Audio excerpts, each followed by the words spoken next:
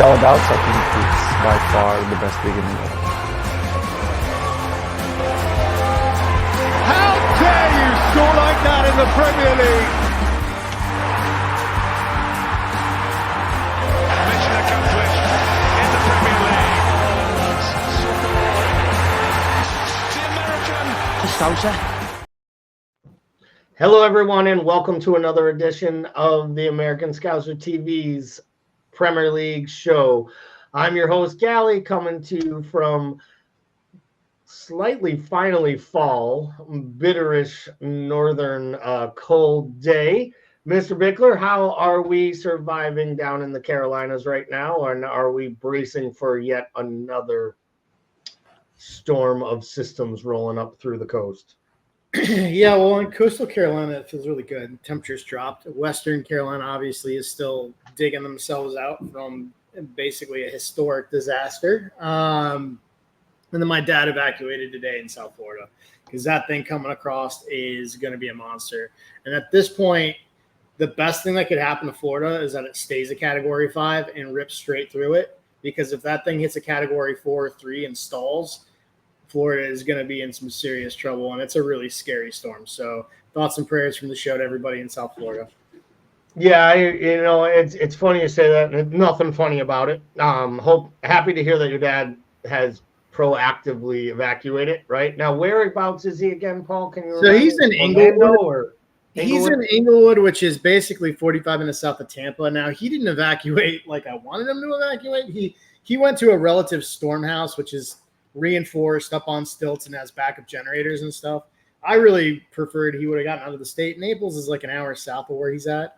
So the south is not going to get it as bad as the mid sort of beltway of the state. But that thing is projected to hit that west coast and go straight through it all the way out the east coast and the Atlantic. I'm a little bit nervous because it's been such an unpredictable storm. I'm a little bit nervous if it gets hairy and goes north that it's going to bootleg right into North Carolina on the back end. So we'll see what happens. Yeah, we were supposed to fly into Orlando on Tuesday morning. Yeah, no. So by supposed to, you can tell that we officially canceled our vacation today. And it's not the end of the world. Like we're not made of money, but if we lose a little money in this whole thing, it's not the end of the world. And it's about like not being in a place and not wanting to put more, even if they were like, oh, you can come.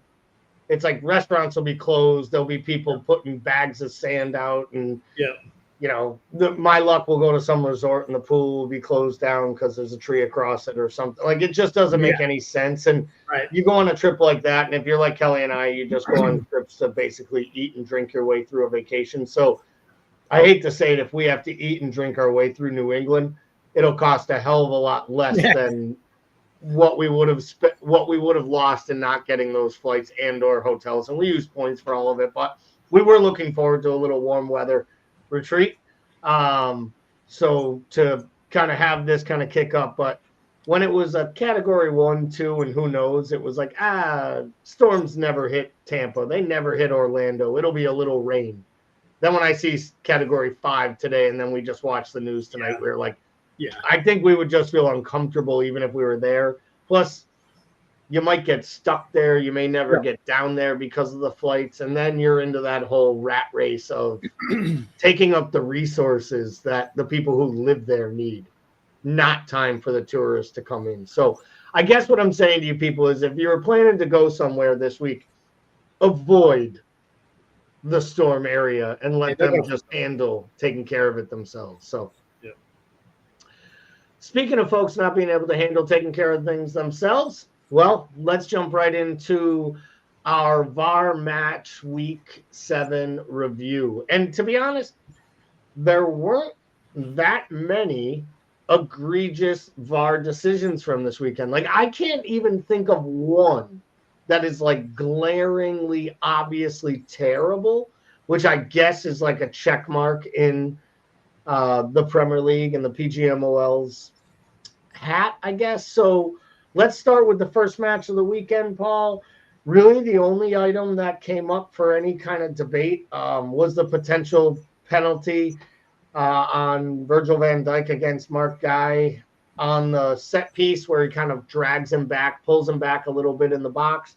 I never thought it was anything. They looked at it briefly.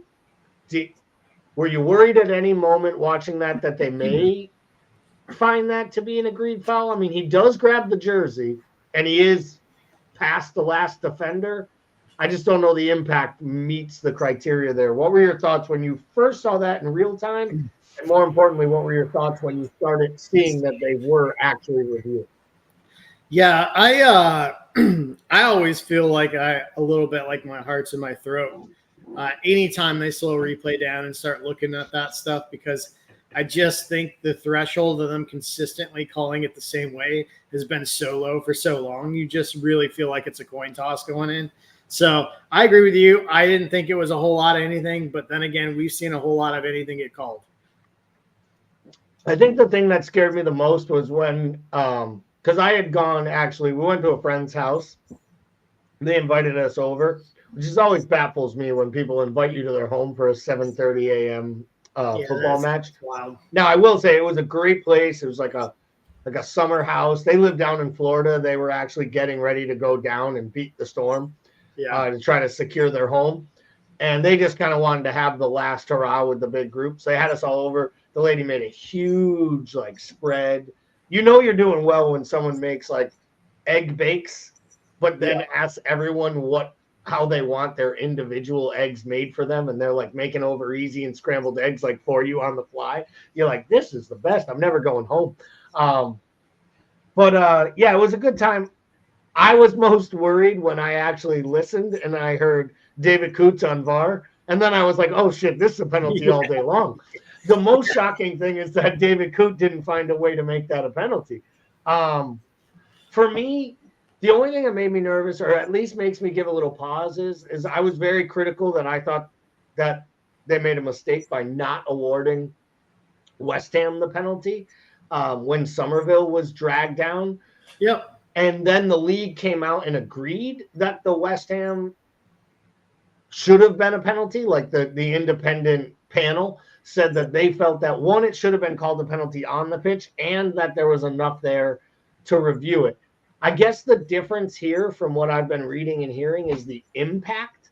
You're going to hear a lot about impact, I think, during this segment today, because that was really the rallying cry for why they got the calls right this weekend. I still feel like they're leaving way too much gray area in these VAR decisions, because what was supposed to be the only way we change a call on the field is if it's clear and obvious has turned into all these legal maneuvering. So if they had awarded that a penalty on the pitch, do you think there's any way VAR gets involved to overturn it? No, because I don't see clear and obvious anything there. Either way you call that, I don't see a clear and obvious way to overturn that, because if you and this is where you get into the interpretation of these rules, right? When you're interpreting that, if you do and you're looking at impact, well, what does that mean? If he's out of the play, if that never happens, does it impact his ability to get to the ball, right? I think that's what we're probably looking at. So I just think when you have something that starts interpreting those rules into it, I think it gets grayer, right? So I don't think so. But this is really what this comes down to, right? It comes down to the original interpretation of the rule, and it comes down to the application, right? And having both of those be consistent across 16 refs, that's where it gets really, really difficult, I think. I didn't have a problem with this one because when we talk about impact, I think when you looked at the Somerville incident, if that doesn't happen, he gets to that ball, right? I think that's the main difference between the two of those. You can't tell that, and it's very unlikely in this scenario that it impacts much of that play or his ability to have an impact on that play. And I think that's what it kind of comes down to for me. So let's move to the 12:30 primetime game on Saturday, 5:30 UK time, 12:30 Eastern time. Everton versus Newcastle. VAR gets involved to basically award the penalty when Tarkowski just flat out rugby tackles Tonali in the box. Now, I know Tarkowski is the captain. And we love to poke fun at Everton, and we poke fun at Tarkowski, but I think we both basically always kind of commended him as a loyal. He's a good soldier. He's a hard defender. He was good for a bad Burnley team. I think at times he's good for a bad Everton team. He's a true Premier League defender, center back. He is adamant he's done nothing wrong, and he's in the ref's ear the whole time after the penalty is awarded. Is James Tarkowski more upset that he's caught for tugging Tonali and taking him to the ground? Or do you think he's mostly upset that, if you're going to call the penalty, you had to see what I did. If you're going to call it a penalty, either call it on me. But, it felt to me like he was more upset that it was VAR that awarded that penalty and not the referee on the pitch. Because to me, I didn't feel like he had any argument or any leg to stand on whatsoever in that instance. I mean, he grabs the guy by the jersey and takes him to the ground. I mean, all you got to do is mail the still of that video clip to him. I mean, it's pretty. I don't know. It's an interesting point you made. I didn't really think about that. To me, he just looks like a player who's frustrated in a bad side right now. And he's played more Sean Dyche football than probably anybody should not only have to play but watch in a lifetime. So. I think he just looks like a captain in a central defending on a team that's conceding a lot of goals, which is exactly what Everton is. And it looks to me like he's just cut a frustrated figure right now. So fast forward in the match, obviously Gordon takes the penalty.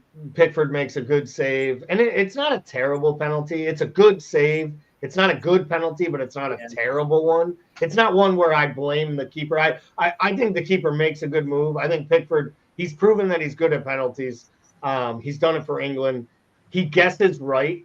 And what he does really well is make sure that he's already leaning that way and that he keeps his back foot on the line. So he's able to press out or press off the way he does and not worry about it being retaken. There was some communication in the Discord.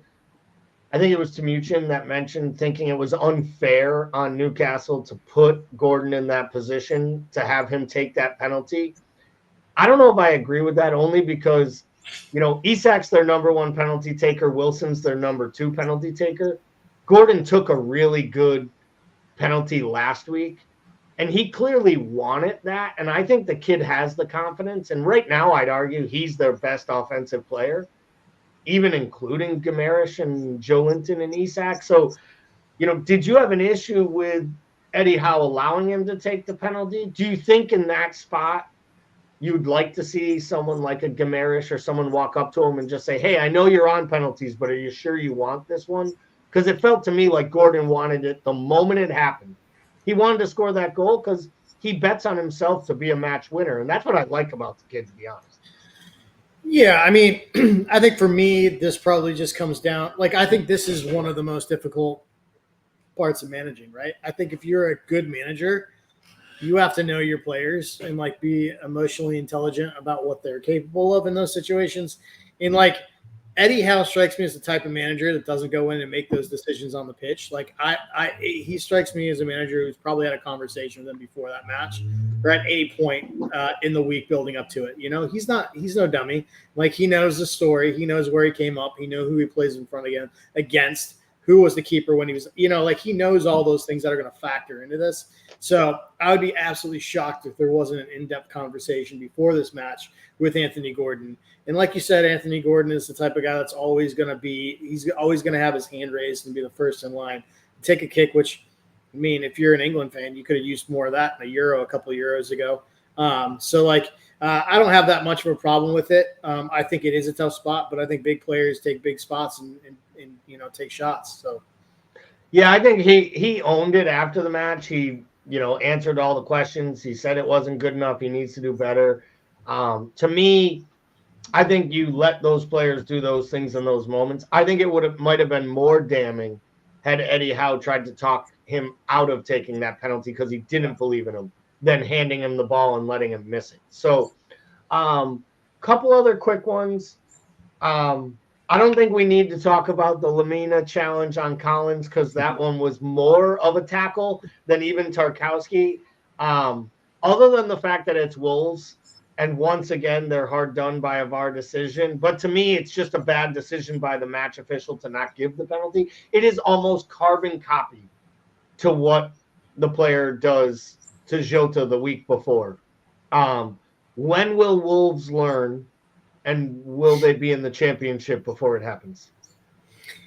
I don't know, but they're going to set some kind of record for goals conceded this year at some point because, man, they are leaking in the back, and it is I don't know. Yeah, the only way that they're going to win this thing is like 5-3 matches like Brentford, and unfortunately, they're just on the wrong side of it. Yeah, I mean, I know I said I was the one who picked Wolves to go down in my predictions, and it was kind of like my throwing shit against the wall. I also said Gary O'Neill might be the first manager fired, even though I thought it would be unfair for him. And I'm not so sure that might not happen because he might get fired even before they fire Ten Hag or Dyche. It's interesting. I keep hearing like Goldberg every morning says, "Oh, you don't have to worry about Wolves. They're too good to go down." I have not seen anything about that side that makes me think they're too good for anything at this moment. Because they don't look like a team that's very well built or very well constructed. So I'm not sure that it will be able to hold them up. I did want to ask you about Leicester and Bournemouth. There was shout for a handball against Zabarini. This was probably, and I had to double check this to make sure, this might be the most shocking piece of news ball that we say on this entire pod. Do you know that VAR and match officials on the pitch have awarded 0 penalties for handball so far this year in the Premier League? None.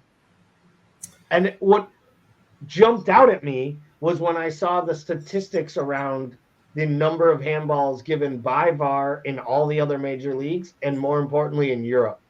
It feels to me like the PGMOL has basically said, it is going to take a guy reaching up to catch a ball for us to award this as handball. Because in this instance, Zabarini's arm is a good 1.5 feet from his body, but he's running at full speed. So the argument is, where's his arm supposed to be running to close down a winger trying to go past him?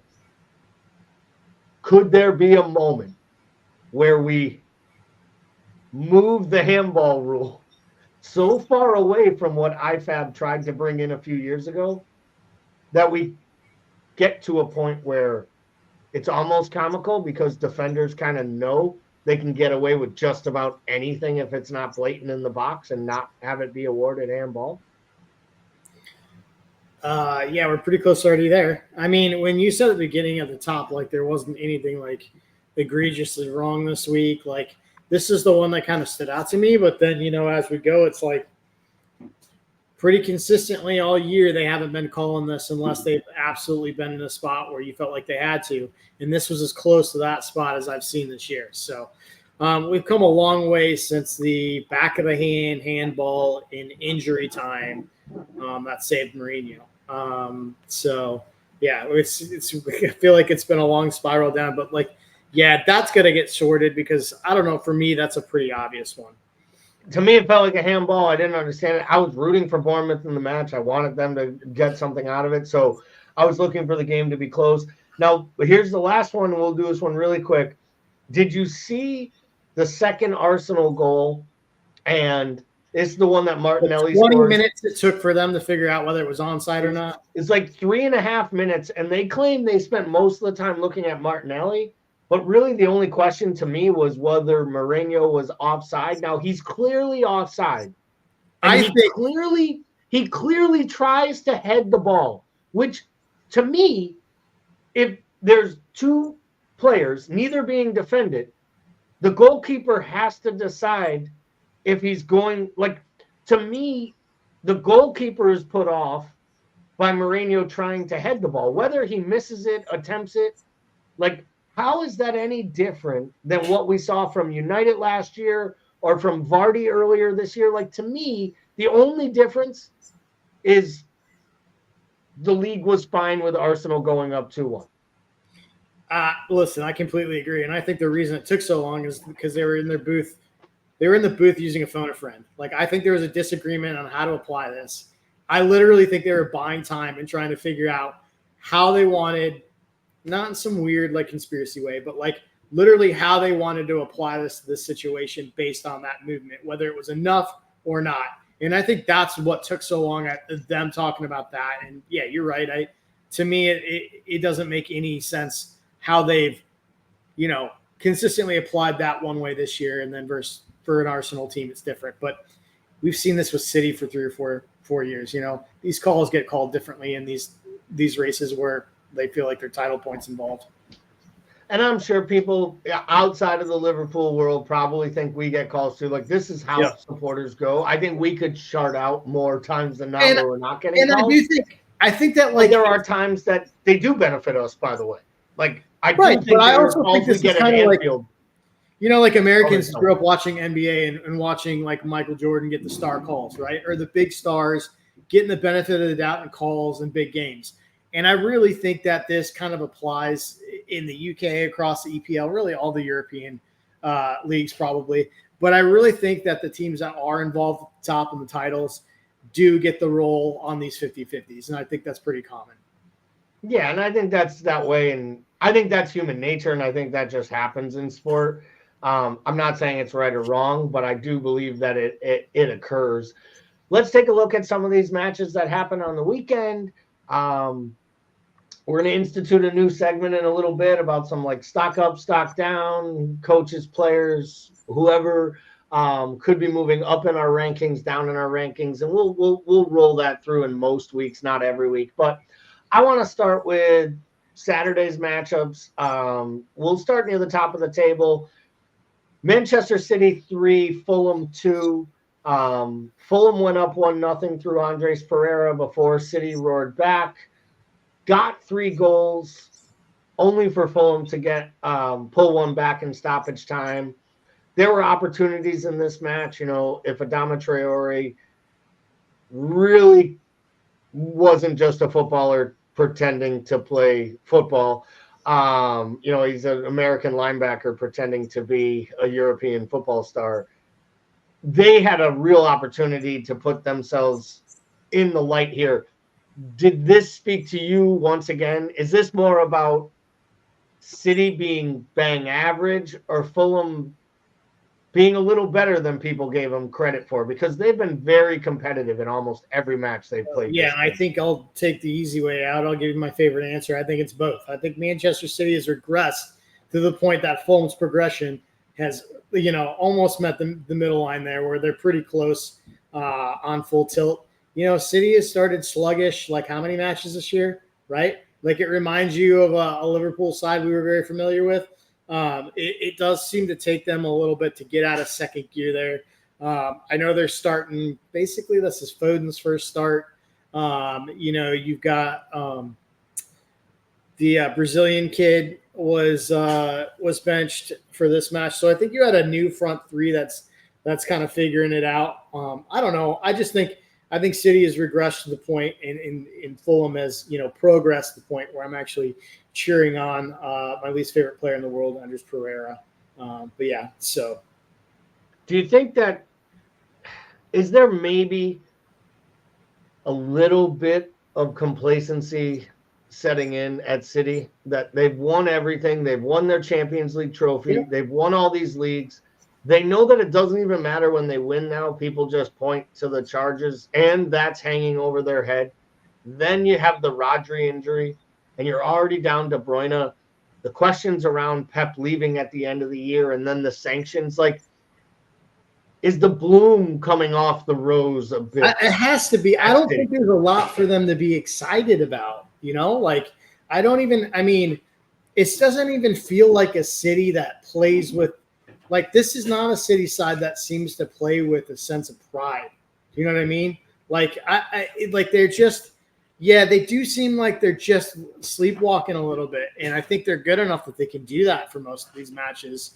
But I don't know, like, if you're a City player, like, what is the motivation for, unless you're, like some of these guys are new, right? But most of these guys have been there, won everything. Like you said, there's charges in the back burner. They don't know if the manager is going to be there next year. There isn't a lot of motivation to get up and just really play with that sort of like that confidence and that sort of like sachet they've had in previous campaigns. So I'd say a team that does have everything to play for and looks like they have everything to play for is Arsenal. Whether or not they put in great performances, mediocre performances, their captain injured right now. Rice has been missing time. Jesus hasn't played well. Havertz just keeps scoring goals. I mean, Saka arguably might be in frame right now to be one of the early season candidates for Player of the Year. I think it's something ridiculous. Like, he's got a goal or an assist in 11 consecutive Arsenal home league matches. That's asinine. And for all the people who still call him an average player, please just stop with the ridiculousness. Anyone who saw the 2 crosses that he created and then the goal he scored on Saturday, there's nothing average about the kid. And all he has is the hopes and dreams of one of the biggest clubs in England getting back to the forefront. And he's been carrying that since he was a 19-year-old kid. As compared to Thierry Henry, which is probably not the easiest thing to do when you're a young winger at Arsenal and you're trying to carry that as a mantle. So this Arsenal match, I always ask the question, who's it more about? For me, it feels like Southampton gets an early goal, has some other opportunities to score, don't take them. Southampton going to be relegated by mid-January? I mean, are we almost at the point now where we know that they're probably not going to even mount a fight to stay up? It has to be. I mean, I think the main thing that we were asking, when this side came up is, all right, but where do the goals come from in this side in the Premier League? Well, they've scored 4 times in 7 matches, right? So, I think we pretty much answered that. That we don't. It's just. It's a championship side. I mean, we've said that from the beginning of the campaign. I just don't think that you can come in. I think it's hard to stay up nowadays, even if you invest in the side. I think it's impossible if you don't. Yeah, I don't disagree with you at all. I think if any of those sides, I keep saying this, I'm still not. Every once in a while I see Leicester with performances like yesterday, and I think to myself, you know what? Maybe they can do it. Maybe Steve Cooper has enough in the quiver to keep some defensive performances, get a few timely goals. I made the joke yesterday talking about, or I don't know if it was the post-match show or the pre-match show. I was like, we were talking about how everybody just wants to find a young striker. Everybody needs a striker. You need this player. Leicester was all hot and bothered when they signed Patson Daka, and people like me and you were like, oh, he's going to be a big star. He's going to be great. And through 2 years, one in the Premier League, one in the Championship, he still can't literally win a job over Jamie Vardy, who's 155 years old, because he can still score more goals. And I think that's what it comes down to is can they keep Vardy healthy enough throughout the year to just score them enough goals? I do think they have some talented players there. And I think they have a little bit more in defense than people gave them credit for. So maybe Leicester, now that they know they won't be seeing the points deduction, might be able to stay up. I still think Ipswich is going to have to draw themselves to a 17th place finish. But I think they're going to need a team like Wolves or a team like Everton to absolutely capitulate, because I expect Palace to get out of that area. We both thought that Forest would struggle more, and clearly they haven't. So it'll be interesting there. Let's touch real quickly then on Tottenham-Brighton, obviously the final match of the weekend.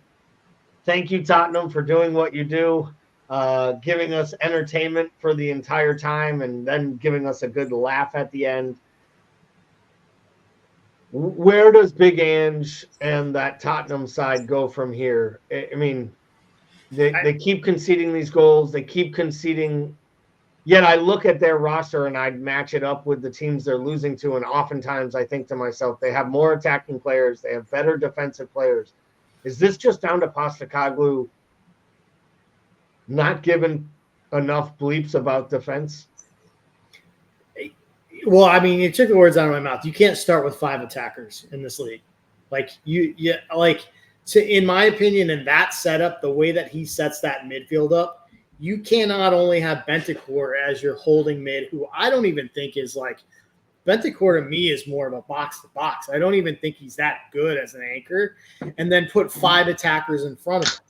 You're going to concede 3 goals. So, like, I think I would be more surprised if they trotted that lineup out and kept a clean sheet than I would be if they conceded 4 or 5. So it's like I think at some point he's got to figure this out, and he's got to put some defensive shape into those tactics with that midfield. I don't like, and the crazy thing is they have talented players they can put in there. Like I don't really understand 100% what he's doing there. Yeah, I don't understand the usage of Sar, Basuma. I didn't really understand like jettisoning the skip kid out. Like I did, he seemed like a squad player that offered you some stability in there. Like it just, and I understand they love the kids. They love Archie Gray. They love the Bergvale kid, but they're not ready to play big boy minutes in the Premier League yet. Right. And we've been down this road as Liverpool supporters when you fall in love with, the Bashetics and the Tyler Mortons and the people that you see in these microcosm moments, like when will there be time for Jadon Danns when he's 24 years old and has a physical frame ready to play in the Premier League. So a new segment we're going to start this week. We're going to call it Stock Up, Stock Down. We're going to talk about the players, the teams, the sides, maybe the officials, I don't care, the coaches that you feel have acquitted themselves in match week 7, where if you were investing, whether it be financial gains, you would look at them as a stock you want to trend or a stock you might want to fade. Paul, if I asked you for a side that you felt was that you would want to put your money in coming out of this international break, maybe leading into the next international break, where's your first stock up going? Whether it's a team, a player, maybe it's even just a storyline that I'll tell you the player I stock up on. Liam Delap. I know it's like, I know Ipswich struggles. No, it's good. That is another Manchester City kid, and I think he's the next one that we're going to talk about, like we talk about Cole Palmer. Wow. I like the stock up there. I don't like that I had him in like 3 or 4 iterations of my original fantasy team and took him out a few times. Not a big fan of that. I would agree there. I think from a stock up standpoint, I think Liam Delap is a solid shout. I'm going to go for one that's a little controversial to everyone but Anand. And I'm going to say that right now, my actual stock up is West Ham United and Julian Lopetegui, because they've actually, over the last couple weeks, shown what I believe is why the West Ham supporters were so excited for this season, because he started to have some faith in his new signings. I still don't think the Fulkring kid is the answer at the number 9 position, and I think that was a stopgap. Let's be honest. I believe West Ham might be literally bordering on like top 6, top 8 right now if they had pulled off the John Duran signing in the summer, because I think they would have got a focal striker to actually run the offense through. And I think Duran would have been exactly what they wanted. I'm just starting to see the Jared Bowen that we remember. I'm starting to see Somerville. I'm starting to see Paqueta play. I really like the Guaido or whatever the midfielder they purchased. Like, I think they made some smart moves, and I think as we start to see that defense and Wan-Bissaka play, I think you're going to start to see the West Ham that those West Ham supporters felt. So I would be fading them on the up. Honorable mention, I mentioned it last week in the podcast. I think that you are starting to see why Chelsea wanted to pay $120 million for Moises Caicedo. And I think you're starting to see Caicedo assert himself as the number 1 or the number 2 key player outside of Cole Palmer at Chelsea. And I think it is all feeding right into the uptick in their results. I know they didn't have a great result on the weekend, and that's a sign of a team that's not ready to take the next step. But I don't think giving up like an awkward Chris Wood goal is your defensive midfielder's destroyer's fault. When I think we also need to like tip our hat a little bit to a Forest side who has shown that they're very dangerous at counterattacking. Liverpool can mail that in and tell you all about it. Yep, and I think that, especially for two guys who basically were ready to write them off as almost, either in the relegation zone or right around it. So yeah, they were in mine. I think my stock ups and as a team, West Ham is on the rise in my opinion. I think Caicedo as a player is on the rise, and I think by default, I think there's nothing you can do but say Maresca is doing a good job at Chelsea, because we all question whether him superseding Pochettino would work. Right. And the fact that he's actually has them doing what he's doing, and the fact he jettisoned all those players, yet the players all look like they're playing hard for him, I think is really important. Quickly, do you have a stock down for me right now? If you were thinking to yourself about a player in the league, something happening in the league, what's your stock down? Ooh, stock down right now. Gosh, I did not think this one through. I will go. Well, stock down right now. I'll go Marcus Rashford. This feels like kicking a puppy a little bit, because I think he's a good kid. But I mean, he's just, all accounts is he's not personally doing well there. He's not happy. He's conflicting with management. The fact is like this is a United side that, despite having some big personalities in Bruno Fernandes and having, the Danish kid up top, like this is a team that really should belong to Marcus Rashford, and everything should be running through him. And he's almost non-existent in matches. Yeah, I like that shout. I'm gonna say stock down being the Crystal Palace manager. And ultimately, my reasoning behind that is I gave him all the credit in the world when he took over towards the tail end of last season for Roy Hodgson and all the efforts they did. I thought it was immense that they held on to Mark Guy and they held on to Eze. They signed Ismail Sarr.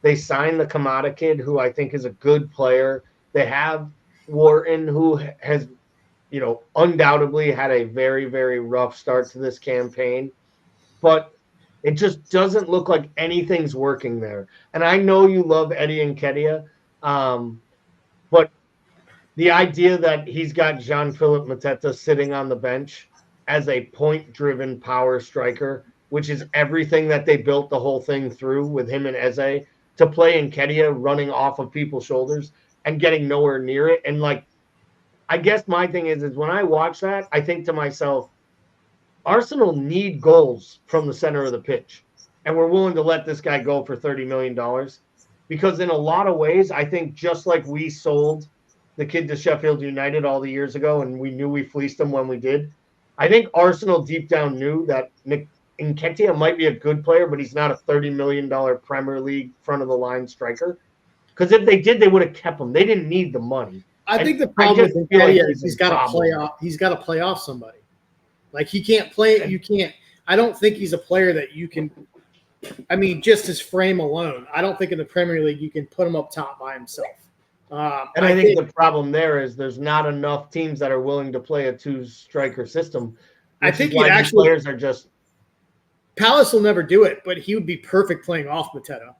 Like. It would if you're gonna buy a striker like him, it almost is like crazy that you wouldn't play him off Mateta, but that's another. I hear what you're saying. I just feel like I don't understand the Mateta thing. I totally understood bringing in Nketiah and setting Edouard out on loan, especially when the new manager. But I do think the new manager has to figure this out, because Crystal Palace has way too much talent to be sitting down there where they are, and we all know, like, Palace fans, they get nervous early because they've done this yo-yo and they don't want to go back to the championship again, right? Like every time they go back to the championship, the only way they get out is going and buying Wilf Zaha. And before you know it, they're going to have to go get Wilf Zaha's grandson. Out of Saudi Arabia or wherever he is. Yeah, exactly. Or wherever the hell he is playing right now, or not playing, or complaining about playing. So we're going to get out of here on this. Thank you so much for tuning in to another edition of the Premier League show. If you haven't already, get on over to the YouTube page. Give that thing a subscription. If you have an idea for a segment or you can think of some way we can improve the show, send us a message. And as always, we will be back each and every week. The program usually gets released around Tuesday morning, Wednesday at the latest, and then we do our shorts throughout the week. So for everyone here at the channel, thank you very much for watching, and have a great week. All right, everybody. We'll see you next Monday.